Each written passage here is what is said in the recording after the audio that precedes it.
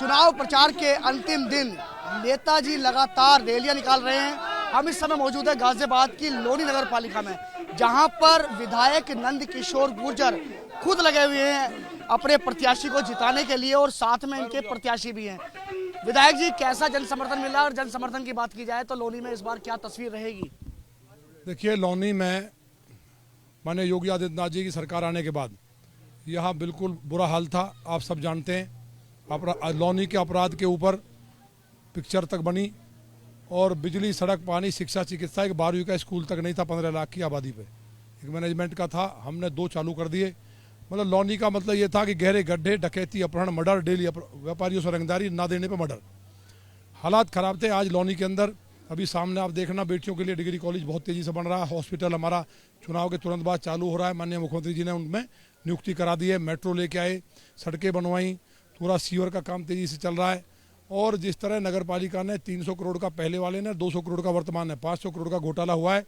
लोकायुक्त की रिपोर्ट, वो आपकी पार्टी में ही थे, वो आपकी ही पार्टी में थे। आप जिन पर आरोप लगा रहे हैं वो 2 बार 3 बार वो बीजेपी से ही जीते हैं। 3 बार नहीं जीते, आप गलत बता रहे हैं।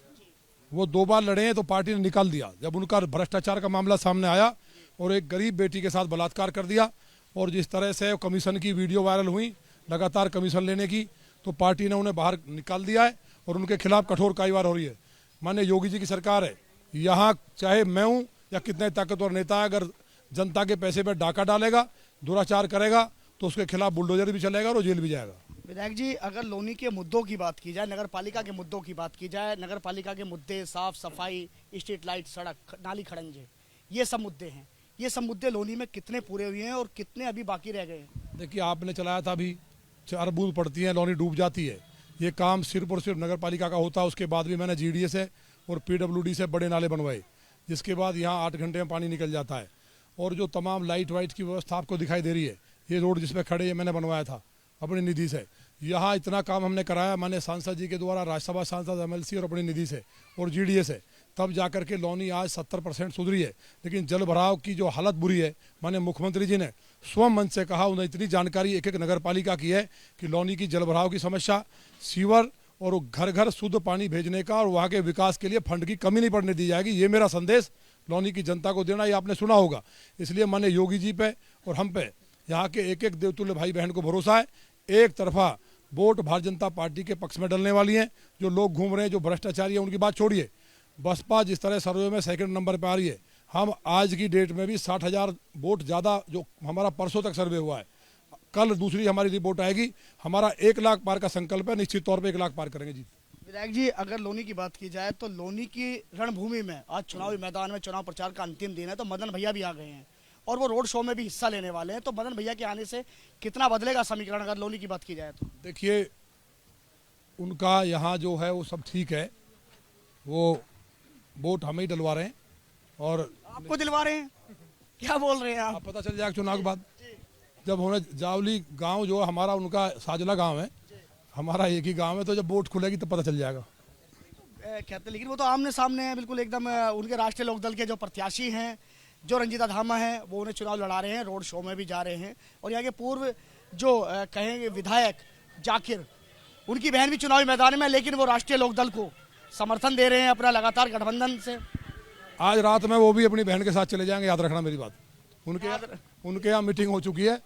जिस तरह से चौधरी औलाद अली चुनाव लड़ रहे थे और जाकिर के लिए बैठ गए थे, बहन का कोई भी अपनी का नुकसान नहीं करता। ये सब नाटक चल रहा है। इसलिए मैंने कहा ना, मुकाबला हाथी से है। अगर वो एक हुए तो उस टाइम हमारा अंतर घट सकता है और मुकाबला कठिन हो सकता है। इसलिए रात में ये खेल सब हो जाएगा। आज ये लोनी है, यानी कि आप खेल करने के में माहिर हैं। मैं नहीं कर रहा। और आप चर्चित विधायक हैं, आप यानी खेल करना चाह रहे हैं। आपका कहना खेल, ये तो शंकर जी करते हैं, ये तो शंकर जी की कृपा से होता है। इसलिए यहाँ विधायक जी का जब गांव की वोट खुलेगा, आप ईश्वर की कृपा रही। देखिए, वो भी कोई अलग के नहीं है हमसे। चुनाव अलग चीज़ है लड़ना, वो भी भारतीय जनता पार्टी के पक्ष में पूरी ताकत लगा करके वोट डलवाएंगे आज के बाद। अच्छा, ये प्रत्याशी हैं आप? पुष्पा जी, आप प्रत्याशी जी जी। अच्छा, सभासद के उसमें हैं आप। तो सभासदी में क्या चल रहा है? सर अच्छा चल रहा है सब कुछ। अच्छा चल रहा है सब कुछ। क्या मुद्दे हैं? यही रोड का है जो लगाई है किशन बंसल जी ने, स्ट्रीट लाइट लगवाई हैं, छठ घाट पूजा के लिए छठ घाट बनवाया है, ये सभी कराया। कितनी है आपको? 100%। 100%। आप क्या कहेंगे? जी बिल्कुल 100%। उम्मीद है? हाँ जी। पूरी उम्मीद है? बीजेपी कमल जीतेगा, कमल चलेगा जी, कमल की ही बनेगा। यहाँ से भारतीय जनता पार्टी से ही चेयरमैन प्रत्याशी बनेंगे, भारतीय जनता पार्टी के ही सारे सभासद जीत कर आएंगे और कोई सामने कोई विपक्ष है ही नहीं, यहाँ विपक्ष नहीं है। वार्ड नंबर 27 में कमल ही खिलेगा और यहाँ से नगर पालिका चेयरमैन भी कमल से ही प्रत्याशी होंगे। देखिए बिल्कुल यहाँ पर जो विधायक नंदकिशोर गुर्जर हैं वो लगातार इस चुनावी मैदान में हैं, इस रणभूमि में हैं और लोनी में, इन्होंने लोनी में ही कैंप कर लिया, लगातार लोनी में लगे हुए हैं। इनका साफ तौर पे ये कहना है कि ये अपने प्रत्याशी को जिता के मानेंगे। खास इन्होंने एक बात और खास कही है और खास ये कही है कि रात में खेल हो जाएगा। अब ये नहीं पता कि विधायक नंदकिशोर गुर्जर क्या खेल करने वाले हैं। हालांकि 13 तारीख में पता चलेगा जब काउंटिंग होगी कि खेल क्या हुआ है, कौन जीता कौन हारा। गाजियाबाद से कैमरामैन सुनील पांडे के साथ एबीपी गंगा के लिए मैं शक्ति सिंह।